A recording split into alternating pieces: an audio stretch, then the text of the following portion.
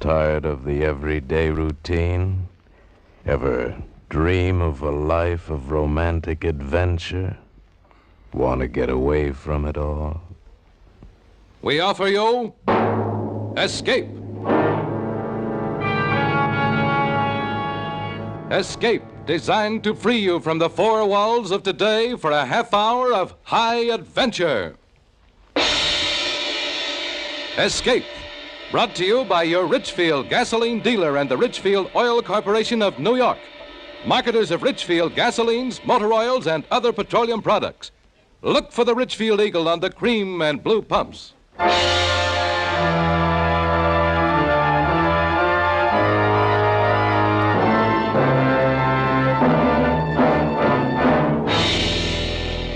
Tonight, we escape to India in the story of an ex-army pilot caught up in murderous intrigue. As Joel Murcott tells it in his exciting tale, Serenade for a Cobra. He's got to keep playing. He's got to keep playing that music, and I've got to listen. If he keeps it up long enough, I'll have a chance, but if he stops, I'm going to die. And he may stop. He may stop any minute because that's what he wants. He wants me to die.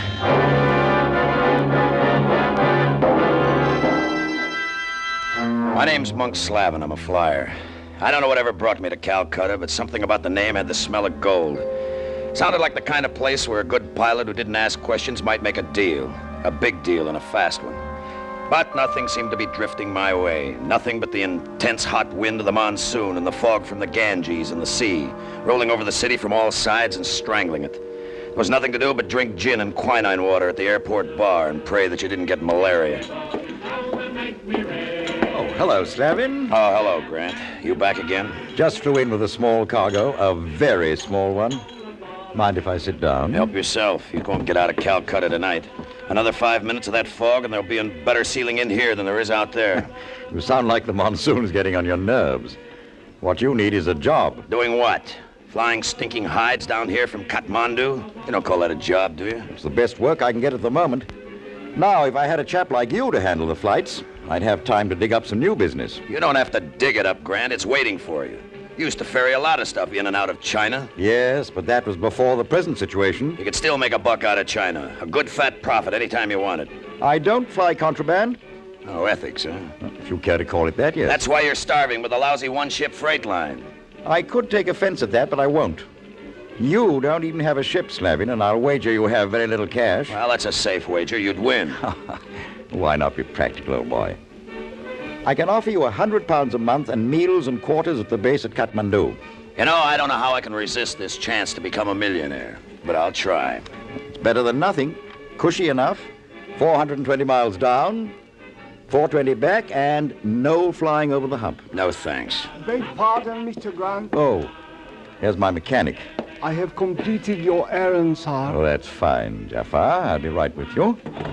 If you change your mind, Slavin, you know where to find me. Yeah, leave a light burning in the window, but don't wait up for me.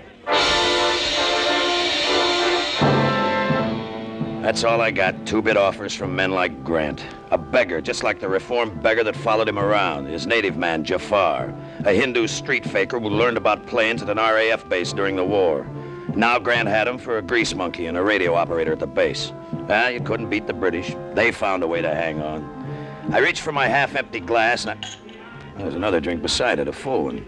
A drink I hadn't ordered. Is it permissible for a lady to buy the drinks? Permissible? It's a big, happy new custom. And thank the lady for me if you ever see her. The American flyer speaks sharply, like the eagle. But the poor eagle has no wings. You were going to fix that for me, baby, remember? You had big connections while I'm still sitting here waiting. My friends can use a flyer, but only if he has a plane. Well, just wait here. I'll go out and buy one. How come your hotshot connections can't afford a plane? It's not the case of affording. Planes are difficult to get. The license, the questions. The authorities are forever asking questions. But my friends, they never ask questions. If you had a plane, for instance, they would not ask who owned it. Yeah, I see what you mean. I heard Grant offer you a job. If you worked for him, there would be days when you would be waiting here for cargo. Enough time to make a little extra flight. A flight not on Mr. Grant's schedule. And remember, my friends pay well. Yeah. Yeah, maybe Grant's gonna get himself a pilot after all. So I took Grant's job, and the next morning when the weather cleared, we drove to the field. Through the teeming streets with hot, oppressive, suffocating wind carrying the stench of the salt marshes across the city. It seemed like an eternity before we were off the ground and feeling the cool mercy of being airborne. Well, old boy, what do you think of her? Well, she handles all right. I just don't like the Havilands. What is it, war surplus? Yes, but completely reconditioned. Pressurized cabin, heating and air conditioning system. I've changed everything for comfort. Yeah, even the radio. Why the open speaker instead of the headphones? Picked up a fungus infection in my ears in Burma during the war. Headphones were painful, so I put in a speaker. I thought the British philosophy about pain was grin and bear it. Only when we can't do anything about it, old boy. Oh, yeah, I see. What's our ETA? Hour and a half. How's your landing strip? We call the base Black Cat. Your plane identification is Red Kitten. The field's a bit like a waffle iron, so set her down as gently as you can. I'll treat her like she was my own, Grant. Just like she was my very own. Well, Kathmandu was no improvement on Calcutta. I could see it from the air as we came in. The ancient wooden buildings and the temples, thousands of them, but outnumbered by the throngs of humanity in the dirty streets. We barely hit the strip before the rain started again, brought in from nowhere by the wind. We were weathered down again at the stinking base outside the town, and that's when Jafar, the mechanic, started with the punji, a kind of a native flute.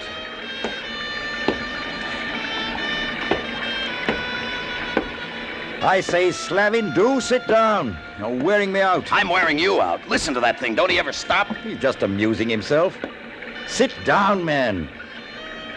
How about a hand of cards? How can I concentrate on cards while he's playing that thing? Can't you make him stop? I can't make him do anything. He's in his own hut, and, well, frankly, he's not bothering me. Well, he's bothering me.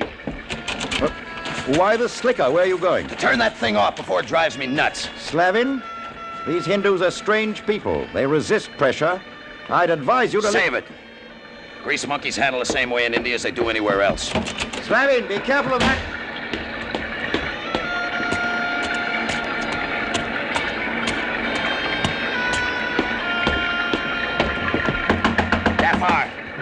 Jafar, do you hear me? Jafar! Jafar, stop that thing! I don't know why I stopped inside the door, but I did. There was something eerie about the room. Something in Jafar's burning black eyes that held me. I watched the flute moving slowly as he played, and then I saw it in the dim light. The weaving, puffed head of a cobra. The snake was dancing in front of him. Oh, I'd seen cobras before in the bazaars and in the streets. No matter how many times I saw them, the sight of that deadly, slowly moving, puffed head was enough to turn my blood to ice. I backed slowly out of the room and closed the door.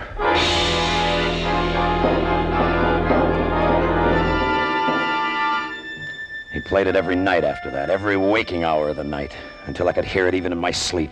The strange, whining dirge, bringing with it the memory of a weaving head of a snake. In clear weather, I could get away from it for a while, but it would be waiting for me when I got back. And in Jafar's eyes, there was a challenge. I could feel his hot stare burning into me as we worked on the plane. What's on your mind, Jafar? What do you keep staring at me for?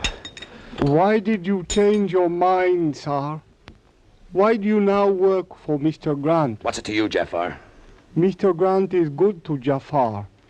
Mr. Grant is too quick to trust people. I don't know what you're talking about. Yes, you do, sir. You know. Get out of here, Jafar. Did you hear me? I said get out of here. I must work on Mr. Grant's plane, sir. That's an order. Get out! Flavin! What's going on there? Get out! Flavin! Stop it! Stop it! Get him out of here before I kill him. Go, Jafar. Please. All right. If you say so, Mr. Grant. Slavin, I don't know what started this, but I do know that I don't want it to happen again. Then keep him out of my hair. I don't like any of these people, and he rates number 1 on my list. You made that plain enough. I'll try to keep him away from you. I only hope he will stay away from you. What do you mean by that? You've hurt him in his pride, Slavin. You don't understand these Hindus. He won't come back at you with force. But he will come back. Oh, will he? Well, he knows who's boss now. I'll be in Calcutta with this load tonight. Tell him to get that flute out of his system while I'm gone. If he plays it when I get back, I'll ram it down his throat.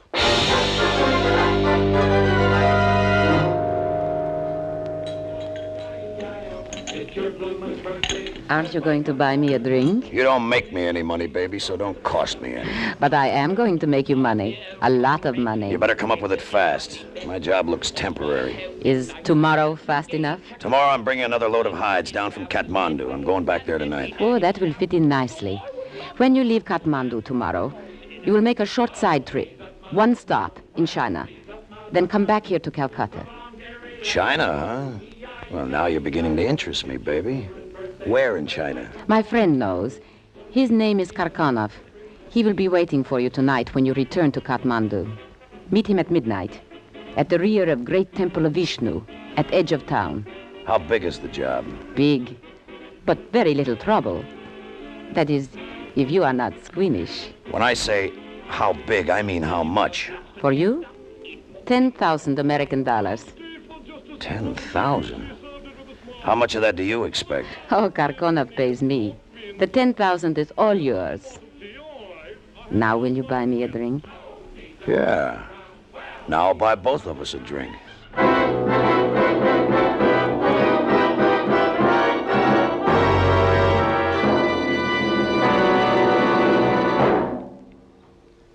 Did you know that gasoline is one of the most mysterious chemical compounds in the world? Gasoline can contain hundreds of different components, but one stands out for its remarkable anti-knock quality. It's xylene. Xylene is one of the highest anti-knock gasoline components ever discovered. And today, xylene is contained in every gallon of Richfield gasoline. Xylene in Richfield gasoline helps give your car that quick surge of knock-free power. And you feel the silent power of xylene when you zip up a long hill. Moreover, your Richfield dealer offers you a choice of 2 great Richfield gasolines with xylene. Richfield High Octane at regular price for motors of average compression. And Richfield Ethyl for motors of highest compression.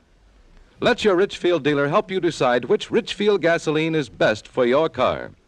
Stop where you see the Richfield Eagle and the cream and blue pumps. Get the gasoline that contains one of the highest anti-knock components known to science. Get Richfield gasoline with xylene. And now we return you to Escape. $10,000. Enough to get out of the trap. I could go back to the States on that, buy my own plane, pick up my own spots for a smart deal. I thought of it all the way back to Kathmandu. This would be my last night in that hole. My last night. Black Cat. Calling Black Cat. This is Red Kitten calling Black Cat, over. Red Kitten, this is Black Cat. Go ahead. ETA 15 minutes. Visibility poor. How is it there? Poor, but all right for landing, sir. Light landing fields on all corners of the field. Flares, you hear me? Mr. Grant has already left to do that, sir. Good. Would you like some music, sir? What do you mean, music? My music, sir.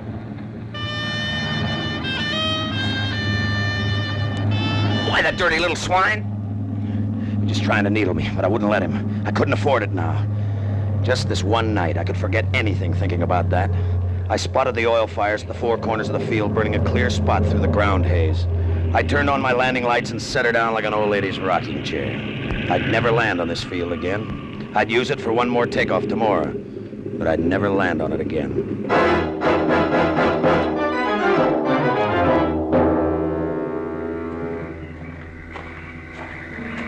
Turn off your flashlight, Mr. Slevin. Karkanov? Where are you? On the steps of the temple. No. Don't flash the light. Keep it off, please.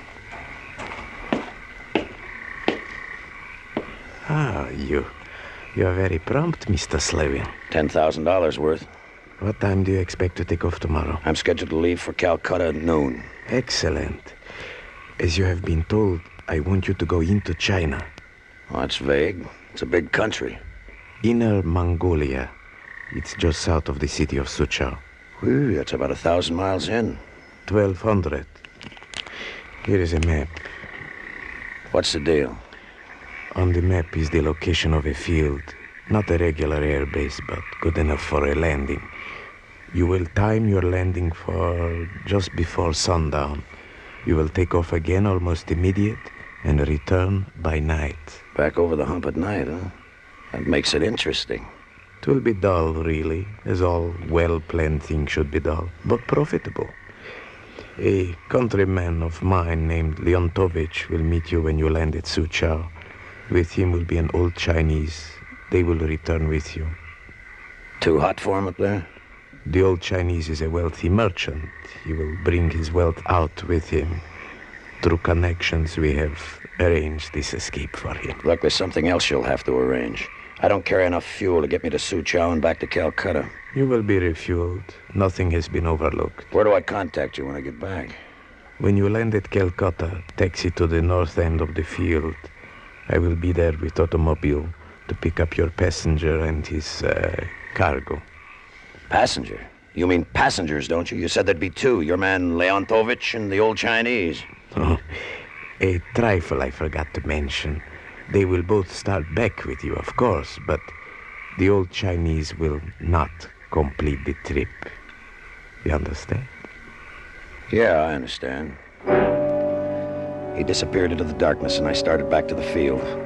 The night was full of sound. Even the damp heat had a sound of its own, like nothing else in the world. But there was something else. Jafar, where are you? Jafar! Jafar!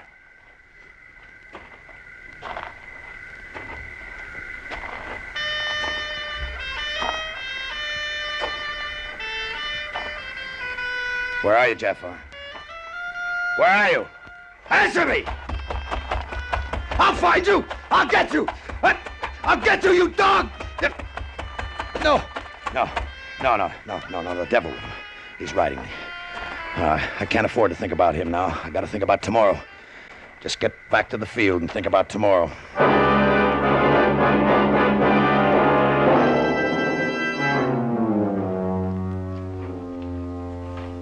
He was on the field in the morning, checking the plane as though nothing had happened. But I could see the glitter in his black eyes like the glitter of a snake's.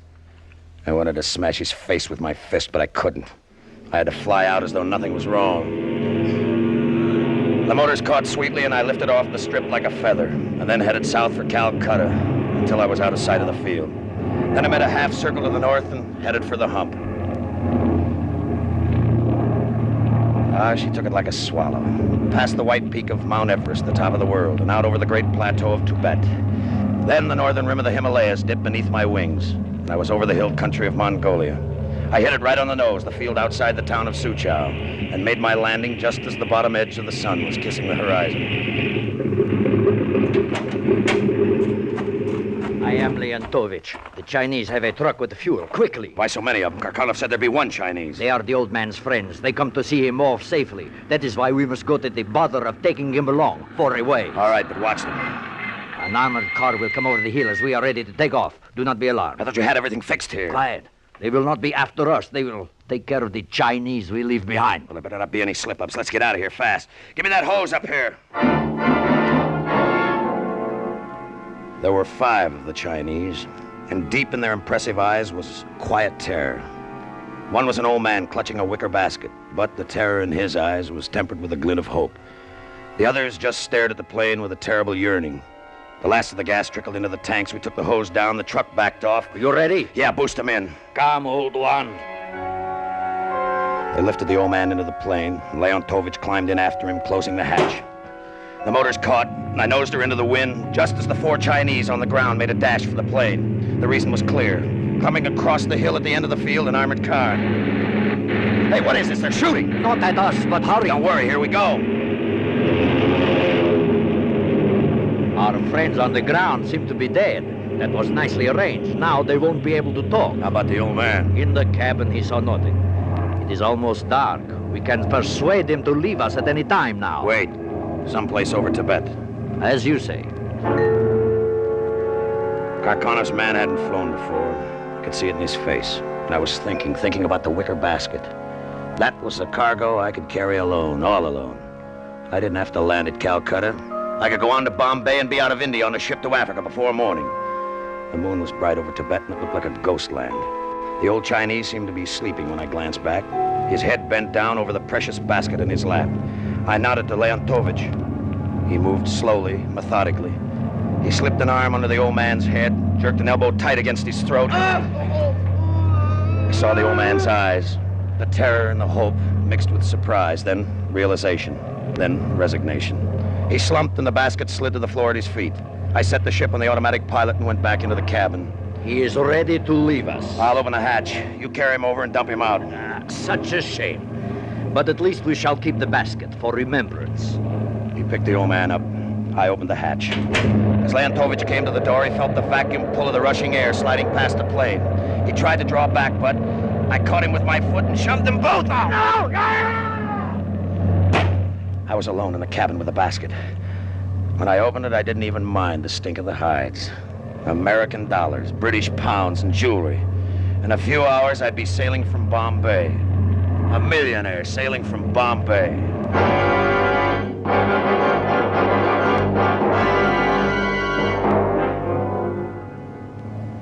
Something was wrong. I felt it as I started back over the hump.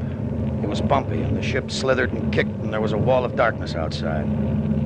There was something inside, too. Something or somebody in the cabin of the ship. I turned on the cabin lights and looked back, and there was nothing but a load of hides, but the feeling wouldn't go away. I tried to shake it off. In half an hour, I'd be passing over Kathmandu, just a sound in the night. I had to have a look through the cabin. I set the ship on the automatic pilot and slid from the seat, but she bucked me and I had to grab the controls. Mount Everest was someplace nearby in the dark. I was sweating. I couldn't leave the controls now. I had to stay with them. But I kept looking back into the cabin with that same feeling. Then I saw it. I saw something long and thin slithering across the hides. A loose rope.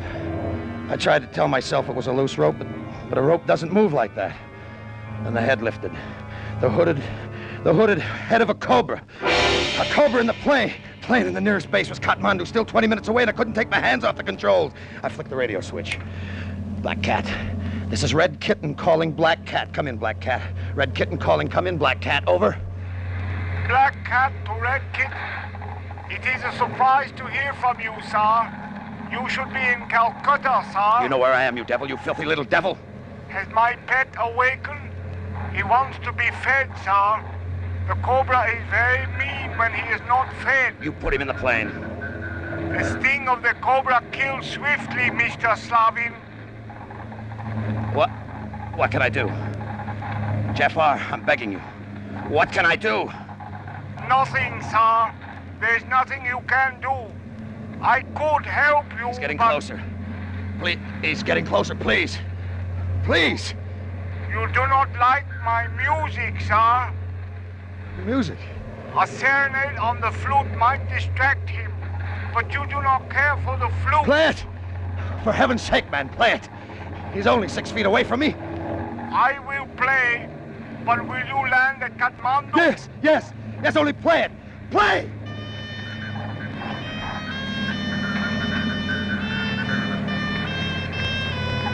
The snake came closer.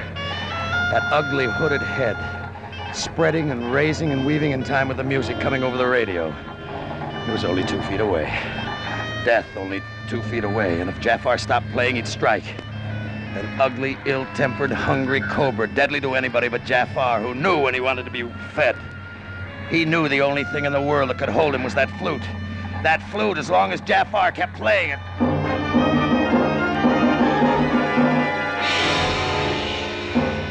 I was over the hump. I saw the oil fires being lit on the strip at Black Cat. That meant that Grant knew I was coming in. The flute was driving me mad. And the Cobra. I never knew when he'd strike at some movement of my hands on the controls, and yet I had to move him to land. Oh, Grant, where are you? I'm here, Slavin. Please, give me landing instructions. Please, Grant! When you hit the strip, taxi over to the operations shack as close as you can get. Jafar can keep the flute going. We'll open the hatch and try to distract the snake. Maybe we can get you out. Make him keep playing, Grant. Make him keep playing. We're coming out to watch your landing. I have the police with me, Slavin. Your friends in Calcutta have already been arrested on Jafar's information. I made my approach to the strip. The head of the snake never stopped weeping. I could see Grant and the police in the light of the oil fires. I cut the motors, dropped down at the edge of the field. Another minute. If Jafar could just keep playing another minute. I was ready to set her down. The ground was right under the wings. And then the flute stopped! Happy landing, Jafar! sir! Ah, Jafar, he bit me!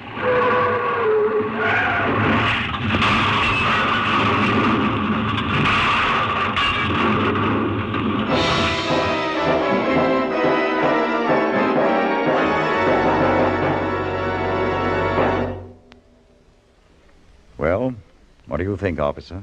Will he live? Oh, bad crash. Afraid not. Too bad about your plane. Oh, it's insured. I'll get another. Oh, you might possibly get the money and the jewels, too, if nobody claims them. I doubt if anybody will. No matter. I only want what is my own. Well, Jafar, I'm afraid I shall have to arrest you. Why, sir? There is no law that says I must play my flute. No, but you deliberately put the snake in the plane. The snake lies there dead, sir. Have you examined it? It is not poisonous.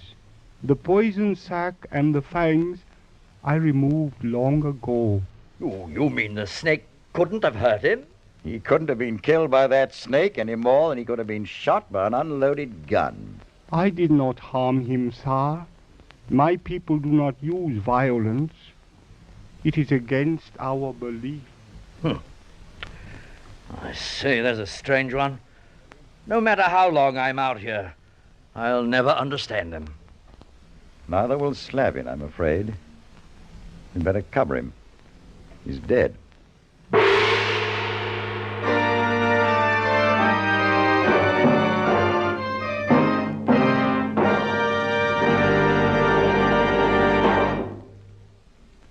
Here's a weather forecast that's guaranteed to be accurate. There is a lot of hot weather coming, and driving in hot weather can spell trouble for your car, cause serious wear, sudden breakdowns. Don't take chances. See the Richfield gasoline dealer tomorrow and ask him to protect all points of your car with Richfield All Points Safety Service. Richfield All Points Safety Service is especially designed to guard your car against wear and breakdowns. The Richfield gasoline dealer will change your oil to Rich Lube all-weather motor oil, the Pennsylvania premium-grade oil that cleans as it lubricates. He'll safely lubricate your chassis, differential, wheel bearings, and transmission.